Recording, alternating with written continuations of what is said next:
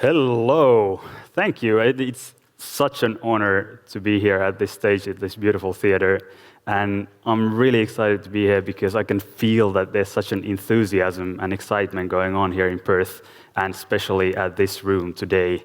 We are probably on the verge of some kind of a change, and a positive one. And I think in the following years, there's going to be quite a few things happening here in Perth.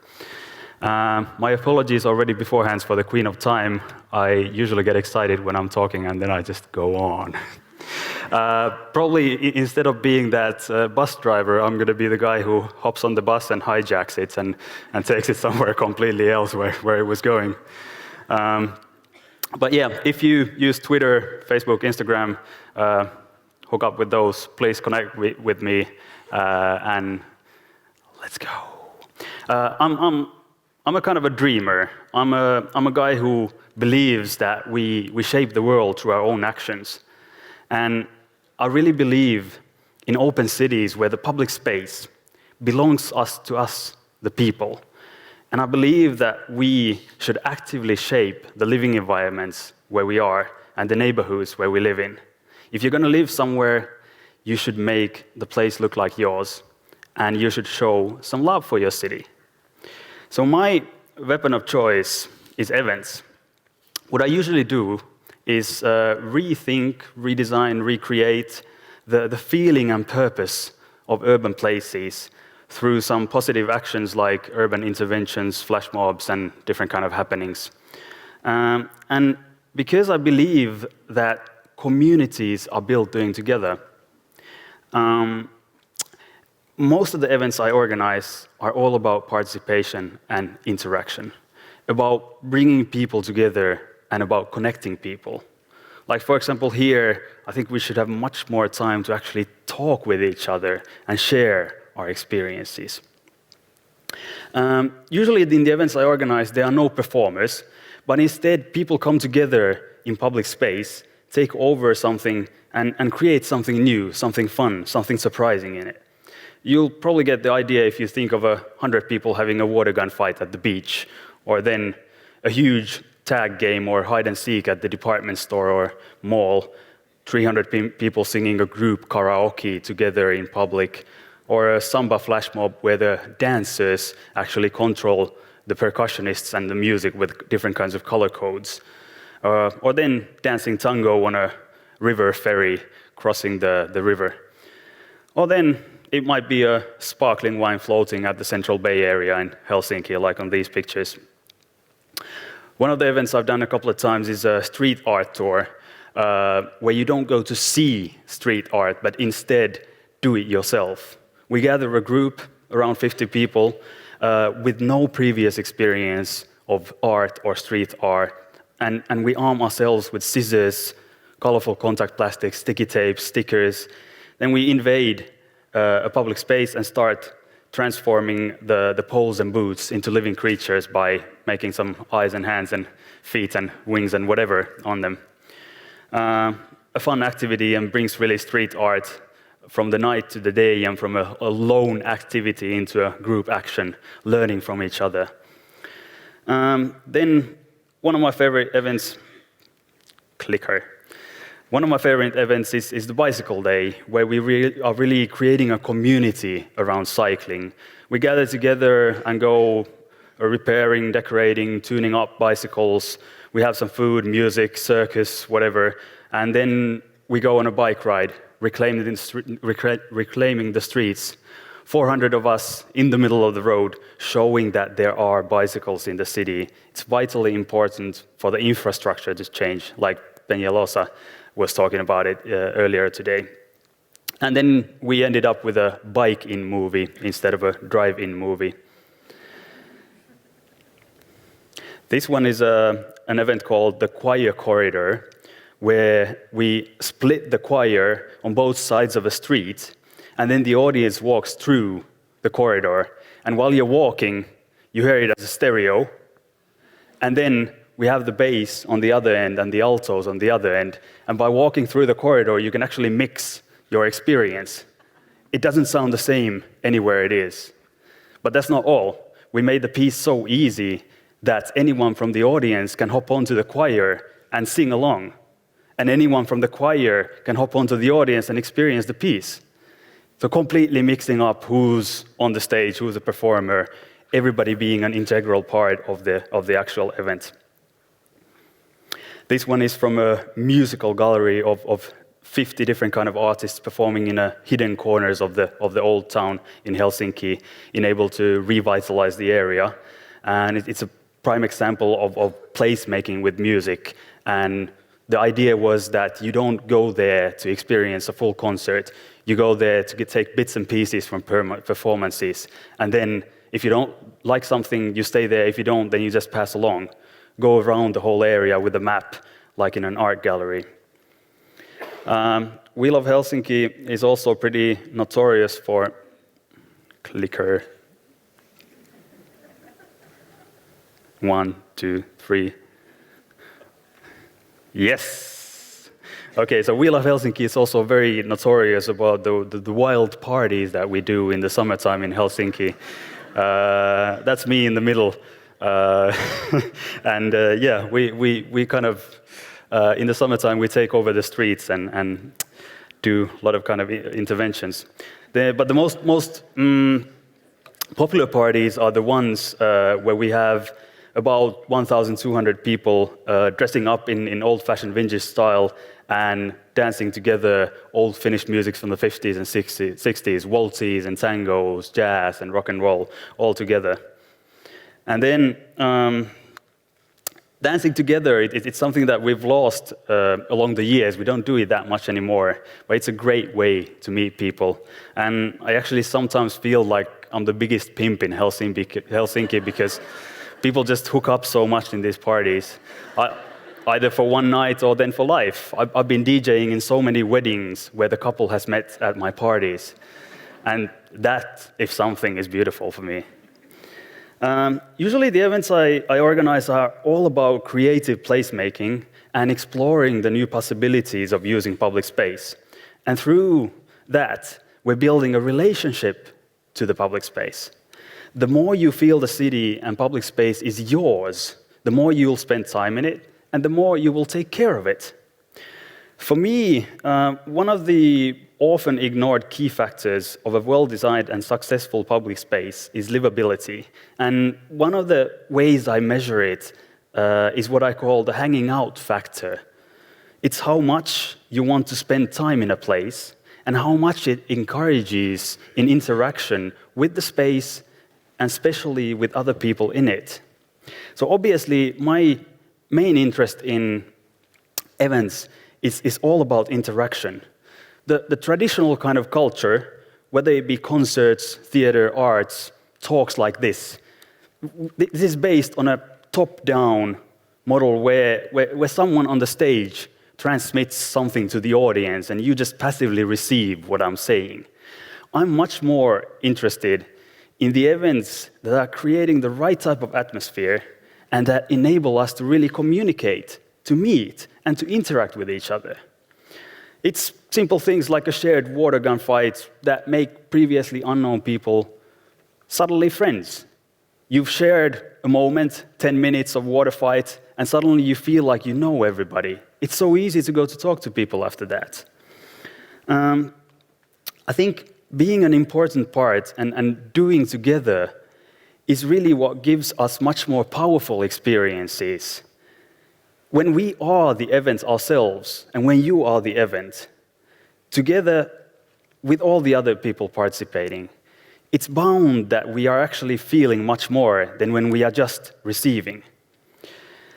Why I use events is that they usually let you to try out new and bold things. It's much easier to allow a temporary experiment than something permanent in the city. And events also let you gather a big group of people behind a unified theme without really an overwhelming commitment for the participants. So it's much easier. The biggest and the most influential of the events I've done is Restaurant Day. It's, I'll go one forward, yes. Restaurant Day, which is a food carnival when anyone can set up a pop-up restaurant, cafe, or a bar anywhere they want. In the beginning, we were frustrated with the red tape, bureaucracy, regulations, and all that's related in opening a food business. We thought that this shouldn't be so difficult. After all, it's all about sensible people serving food to other sensible people. But I don't believe in protesting. Usually, if you protest, there's just much more confrontation, and the ones who agree with you will stick with you, but those who disagree with you, they probably won't be convinced. What you need to offer in order to change something is options and solutions. And instead of just talking about it, what we wanted to do with Restaurant Day is actually make it happen and show a positive utopia of a different world. What would happen if for one day we changed the status quo and there were no limitations, no regulations, but instead a complete freedom to do and realize what you dream of? So what happened was quite marvelous.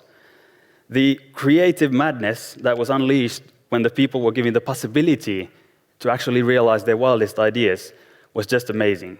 There was Russian blinis coming down on a basket from a third-floor window. There was a sushi auction where you had to bid to get food. There was a champagne tasting on a hot air balloon flight. There was a tea party at a woman's underwear shop.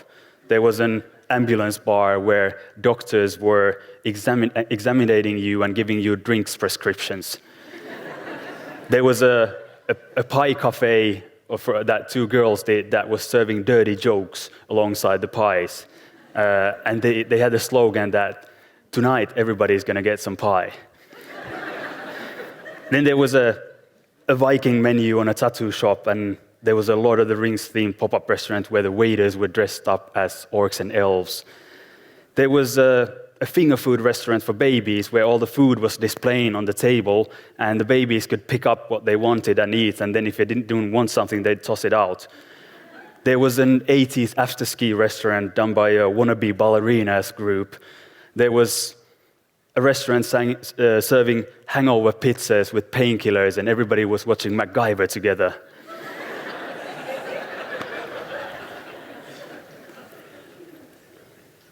There was even a guy who was mocking the whole concept of opening up a restaurant, and he opened a pop-up called the Frozen Pizzeria, where he was serving the most beloved Dr. Oetker frozen pizzas straight from your local supermarket, heated up in an original electric oven, served with the candies of the season and the cheapest wines available. The guy was featured in the main newspaper in Helsinki and sold out 200 pizzas with a good profit.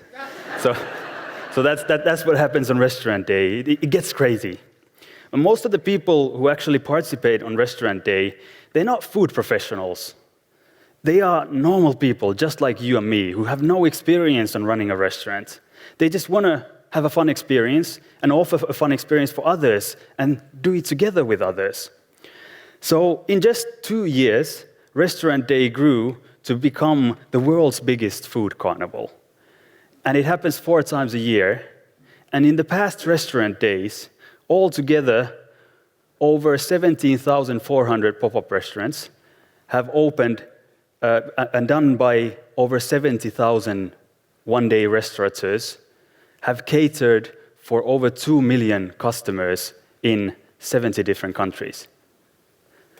I'm waiting for you, Perth.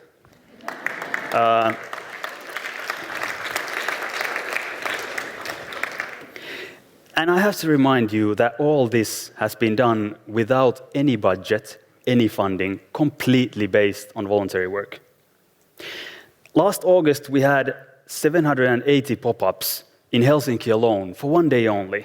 And Helsinki has about 600,000 inhabitants. If we scale that to the size of Perth, it's about the same as 2,500 pop-up restaurants open for 1 day. And you can imagine how that changes the whole city for a day. And after that, the next day, it's all gone.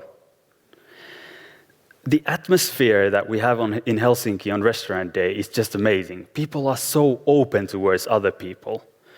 So I always say that Restaurant Day is not really a food event. Food is just the perfect medium to bring people together.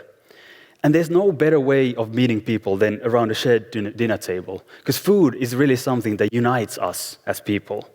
So Restaurant Day is really a social community event. bringing people together. But most importantly, it's made people feel that they actually own their own city and that anything can be done in public space. And that doing it together, we can achieve something very beautiful and empowering that makes cities better places to live for all of us. And the perception that you as a citizen are welcome to actually act in public space without asking from someone for a permission or a license has led to a huge wave of citizen activism and different kind of grassroots actions and community events in Helsinki. We're kind of making the Obama "Yes, we can" slogan coming true in Helsinki at the moment. And the mayor of Helsinki, Jussi Pajunen, stated it in Monocle magazine pretty well. He said that Restaurant Day is exactly the sort of project that will define our future. Restaurant Day has inspired the city's population to question how things are run and to experiment and put forward new ideas of how daily life might be improved in the future. So, the more you give freedom and trust to the people, the more they will also assume responsibility. And the more they will want to contribute for the society and the city they live in. I think we should move from a control-based society with heavy bureaucracy, red tape, regulation that doesn't show a trust towards the citizen into a trust-based society where you really don't have to prove yourself not guilty before doing something. All these licenses and permits are against the principles of a modern justice state. It's all about us having to prove we're not guilty before we are able to take any action. We should be trusted to do the right thing. And then all the misbehavings should be rooted out. But don't punish everyone for some idiots. Why do we have to all justify ourselves before we act? Because that creates an atmosphere where people are let down. They don't believe in themselves. And it creates an atmosphere where everybody is kind of suspected and punished before they even do something. And that, if something, kills innovation. It kills risk-taking and it kills change. And those are lethal for a city and for an economy. So I believe that a true democracy should be built through participation and interaction. So how does it actually happen? How do you get people along and involved? How do you get them excited and participating? How do you actually make an idea like Restaurant Day grow to be a global movement without any budget? Those are questions that a lot of NGOs and collectives and people are struggling with. And for that matter, a lot of companies and brands are doing the same. How do you actually engage people? How do you build a community around it? How do you get people involved? Think about the Restaurant Day. The whole proposal is absurd. How do you get the other people to do an enormous amount of work in opening up a pop-up restaurant for only one day, and even possibly breaking the law and risking a fine just because I thought it would be fun if they did so? We don't have any permits or licenses for the pop-ups. We don't give them any facilities or any concrete help. Instead, they have to provide everything themselves. And technically, Restaurant Day is just like any other day. There's just a word from a couple of guys that today is Restaurant Day, you can open a pop-up restaurant. Please join the movement. So it's like walking on the street and going to a complete stranger and saying, jump, go ahead. Except that jumping, it's easy. Anyone can do that. Opening a pop-up restaurant, then again, it's not that easy. Anyone who's worked within the food business or organized a party or cooked for a wedding or a birthday will surely know what I'm talking about. So here's a few thoughts and advice based on the experience that how could you actually get people along? First one, do what you love. You're the first person that has to believe in what you do and be excited about it. If you don't, how will anyone else get excited about it? It's your own passion and your own commitment that will attract others to join in. Whatever you do, you must give your heart and soul to it. If everyone does what they're really interested and passionate about, not only we have happy and motivated people, but the end results are better and the whole society wins. When I have an idea of an event, usually one of the first questions I ask myself is this better than sex? And if the answer is even close to possibly maybe, then I know I'm into something. The second question is, would I join this myself if I heard it from a friend? So the event really has to sound and feel so much exciting and fun that there's no question that the answer is yes and you want to join. So do what you love and love what you do, and don't do something for other people. Do it together with other people. So all the ideas, concepts, events, pretty much everything I do springs out from what I personally enjoy, whether it be pop-up restaurants or dancing or sipping sparkling wine on the river. The second is, come on, just do it. Actions always speak louder than intentions. My friends are very creative, and they have a lot of good ideas. And people get excited when they get a good idea. But usually the second thought is, nah, it's probably not allowed. It won't work.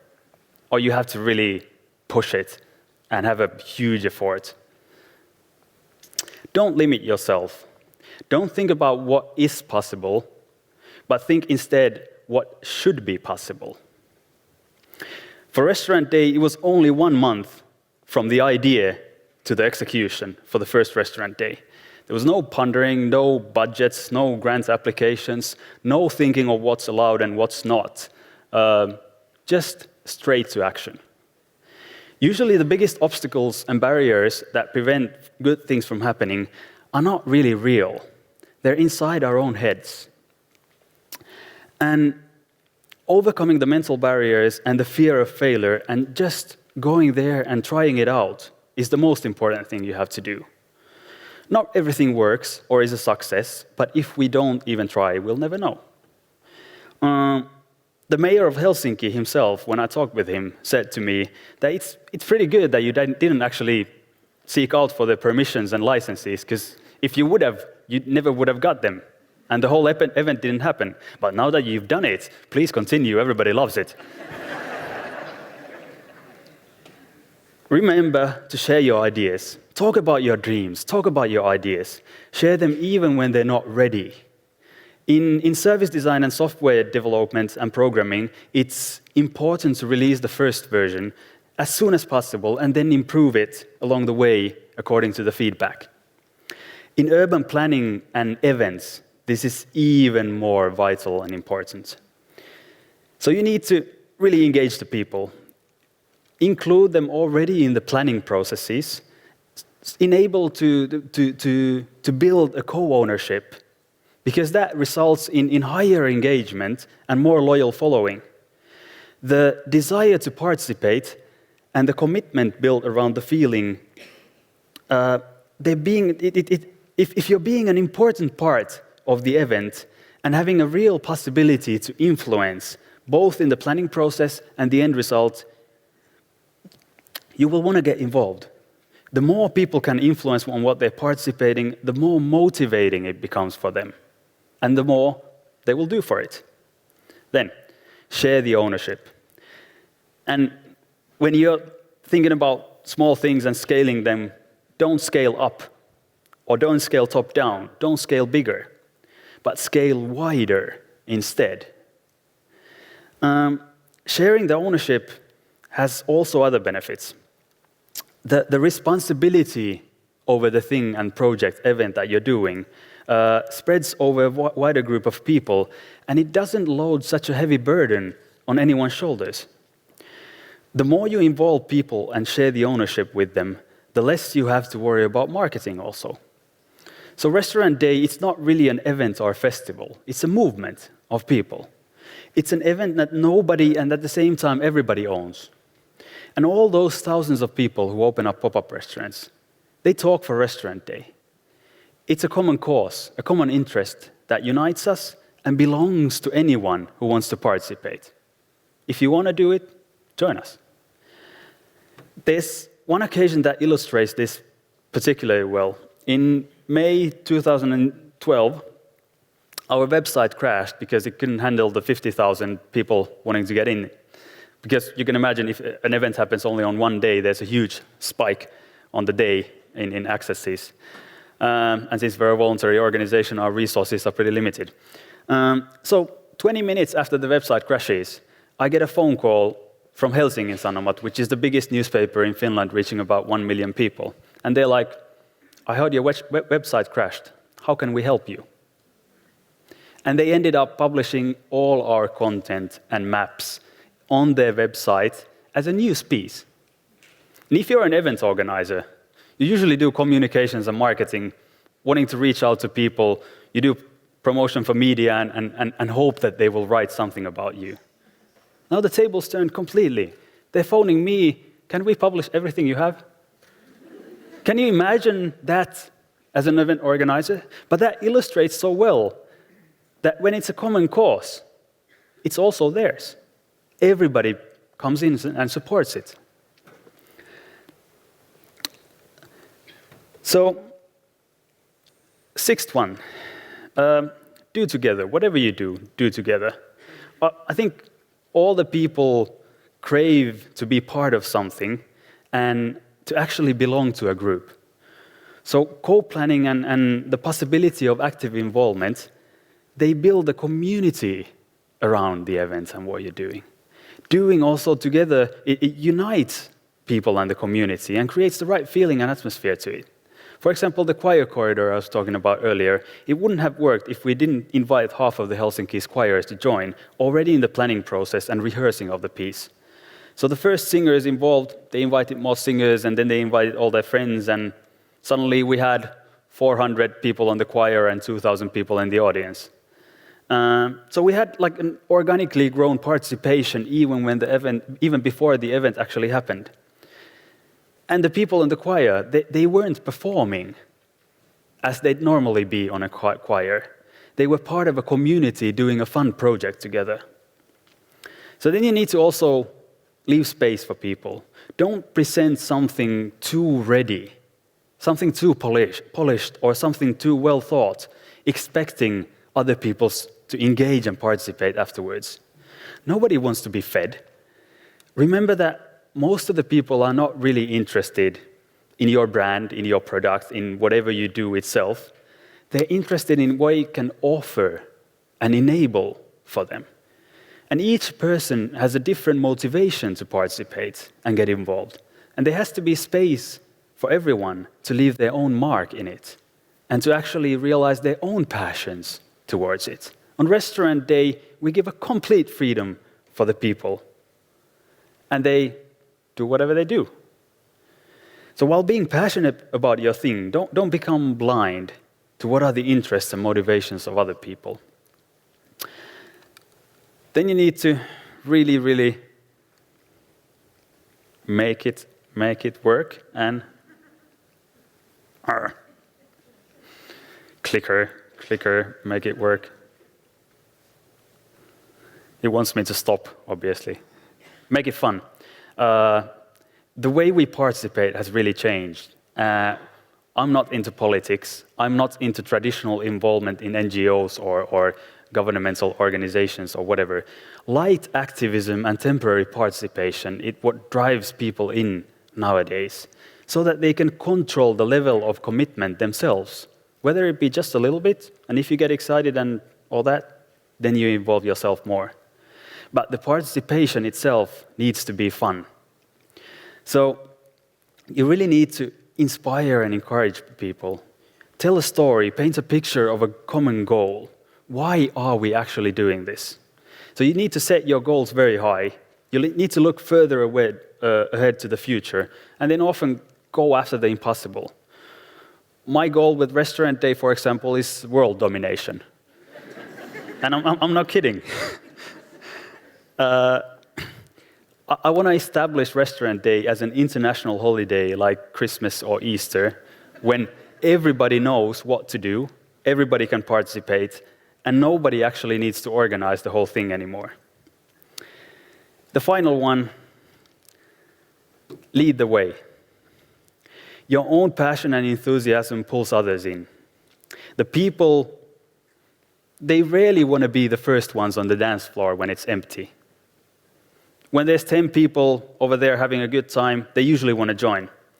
But you need to be prepared to lead the way and be the first one there on the dance floor, often making a fool out of yourself, getting out of your comfort zone, make yourself ridiculous.